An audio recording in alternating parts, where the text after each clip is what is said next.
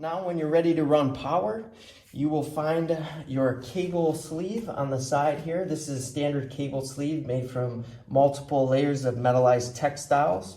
That will come standard with each enclosure, and we can always customize and add more if you need to run multiple power sources. And for this example, we have our 15 amp power filter box. You'll see here our conductive tape. That is tied into the ground system of our power filter, so that way once it goes into the cable sleeve and you wrap that around and secure it with the cable wrap, it will tie right into the system. So now that we're ready to run that, we'll pull this off, unravel this here,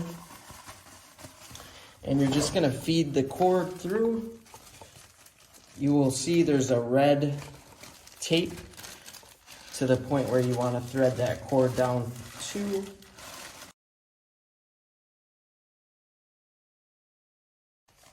As I mentioned before, here is the red tape indicator right here. You're going to want to make sure your cable sleeve is all the way up to that point to make intimate contact with this conductive tape all the way through.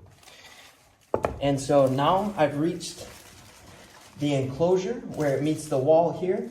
That's when you're going to go around to the inside and you'll locate where it pulls through on this wall. And it's got a conductive Velcro seal. You'll just pull the wire through and then seal the conductive Velcro for optimal performance. So now that I've walked around to the inside and pulled the cable through, we're ready to ensure that this sleeve is making intimate contact with the wire. And to do that, you're just simply gonna straighten the sleeve out and then twist it around the wire so that it is making intimate contact. Once you do that, to keep it sealed nice and tight, you'll get your cable wrap here and simply start applying it around the wire.